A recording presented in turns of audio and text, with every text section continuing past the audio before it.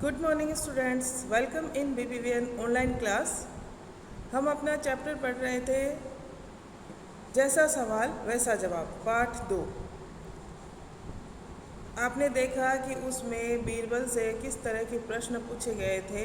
बीरबल को नीचा दिखाने के लिए वहीं का एक जो मंत्री था उसने कठिन सवाल पूछे थे, लेकिन जैसे सवाल थे वैसे ही बीरबल ने जवाब दिए, क्योंकि वो वाक्पटु था, हाथों हाथ उत्तर देने वाला व्यक्ति था, उसमें बहुत दिमाग था, इसलिए उसने जिस तरह के सवाल थे वैसे ही जवाब दे दिए।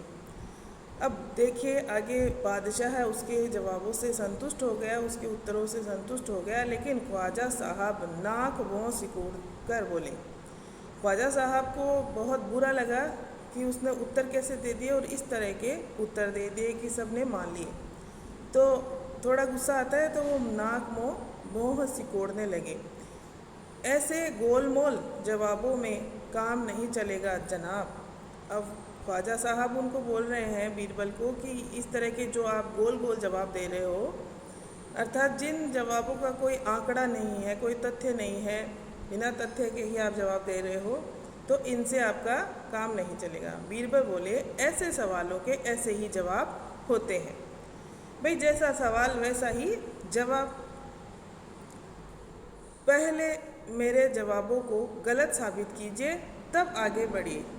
अब बीरबल बोल रहे हैं कि पहले आप मेरे जवाबों को गलत साबित कीजिए, उसके बाद ही आगे बढ़िए। अब आपको पता है उन्होंने उत्तर किस किस तरह से दिए थे। जब पूछा कि आसमान में कितने तारे हैं, तो उन्होंने एक भेड़ मंगवाई और कहा कि इस भेड़ के जितने बाल हैं उतने ही आसमान में तारे हैं। अगर यकीन ना हो तो गिन लीजिए। तो आप समझ सकते हैं कि इस तरह के जवाबों को गलत साबित करना भी ख्वाजा साहब के लिए बहुत बड़ा चुनौती का कार्य था। अब वो कैसे कर सकते थे ऐसा काम। ख्वाजा साहब से फिर कुछ बोलते नहीं बना। अब ख्वाजा साहब क्या बोलेंगे, क्योंकि इतना काम तो उनसे होगा नहीं कि वो भेड़ के बाल गिनने बैठ जाए। आगे देखिए, इसके अभ्यास कार्य है वो निकालिए आप अपनी बुक में। चैप्टर आपका कंप्लीट हो गया है। तुम्हारी बात। ख्वाजा सरा के तीनों सवालों का क्या कोई और जवाब हो सकता है? अपने मन से सोचकर लिखिए। ख्वाजा साहब के जो सवाल थे कि दुनिया की आबादी कितनी है, आसमान में कितने तारे हैं, और धरती का केंद्र कहाँ है, पृथ्वी का केंद्र कहाँ है, ये सवालों के जवाब जो बीरबल ने दिए थे, उनके अलावा क्या आप कुछ और जवाब दे सकते हैं? तो आप सोचकर अपना उत्तर लिख सकते हैं इसमें, ठीक है। वैसे मैं आपको उत्तर बताऊंगी, लेकिन जो बच्चे सोच सकते हैं और लिख सकते हैं वो ज़रूर लिखें।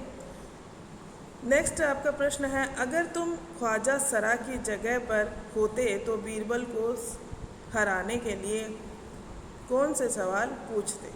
अगर आप ये सब प्रश्न जो हैं वो बच्चों को खुद के लिए हैं, वो खुद ही सोल्व करेंगे, तो आपको खुद को करना है। अगर तुम ख्वाजा सरा की जगह होते तो बीरबल को हराने के लिए कौन से सवाल पूछते, अर्थात कैसे प्रश्न पूछते, ठीक है। नेक्स्ट आपका प्रश्न है, ख्वाजा सरा का सब बस चलता तो वे बीरबल को हिंदुस्तान से निकाल देते। अगर तुम्हारा बस चले तो तुम कौन कौन सी इच्छाएं पूरी करना चाहोगे? अब इच्छाएं तो बहुत होती है बच्चों के मन में। अब आपका अगर बस चले, आपको कभी मौका मिले, तो आप अपनी कौन कौन सी इच्छाओं को पूरा करना चाहेंगे, वो उत्तर आपको देना है यहाँ पे। अब देखिए, बस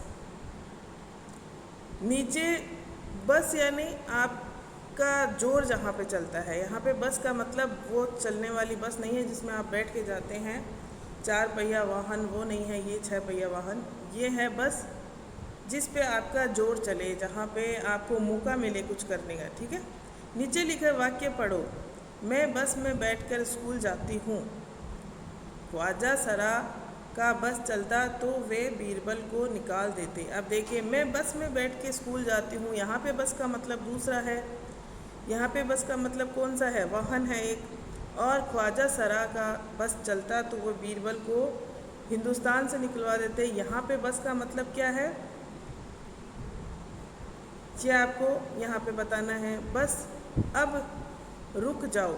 अब यहाँ पे बस का मतलब क्या है, बस अब रुक जाओ, ये भी आपको बताना है। बस 2 दिन की तो बात है, मैं आ जाऊँगी। या आपको ये मतलब नहीं बताना है, सिर्फ आपको मतलब समझना है, तो इनके नीचे अंडरलाइन करके आप इनके अर्थ लिख देना, ठीक है।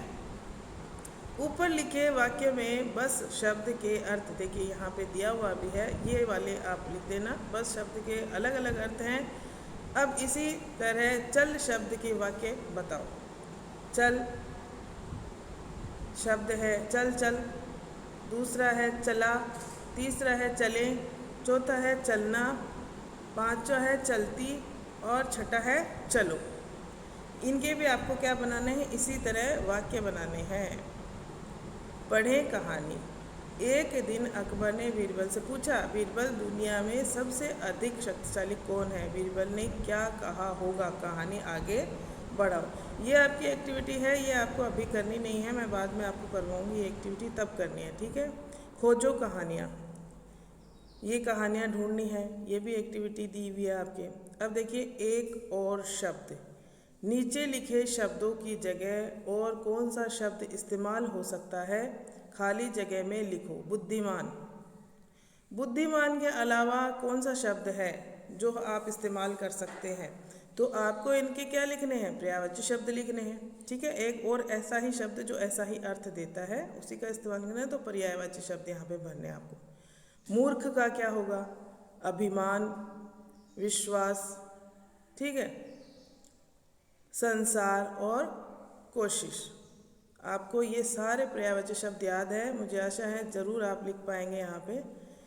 नीचे देखिए मुहावरे, नीचे लिखे मुहावरों का इस्तेमाल तुम कब कब कर सकते हो? आपस में चर्चा करो। आपस में तो चर्चा करेंगे नहीं, आप अपने ही घर में अगर कोई है आपके बहन भाई तो उनसे बात कर सकते हैं। अब इनका वाक्य में इस्तेमाल करो। नाक भौं सिकोड़ना, चैप्टर में भी आया है। नाक भौं कब सिकोड़ते हैं? जब हम किसी की बात से संतुष्ट नहीं होते या हमारी हार हो जाती है लोगों के सामने और हम उसको अपनी जीत में नहीं बदल सकते हैं तब। कलई खुलना, कलई खुलना यानी पोल खुलना होता है। तो आप इन अर्थों का इस्तेमाल नहीं करेंगे, वाक्यों में किसका प्रयोग करेंगे? मुहावरों का ही प्रयोग करेंगे। और पाठ के अलावा आपको दूसरे मुहावरे बनाने हैं, पाठ में जो वाक्य बनाए हुए हैं उनके अलावा आपको वाक्य बनाने हैं। ओके स्टूडेंट्स, आप जितना हो सके आप खुद कीजिए एक्सरसाइज। नेक्स्ट डे मैं इसकी पूरे आपको आंसर्स भेज दूँगी, ऐसा नहीं है। Okay, thank you.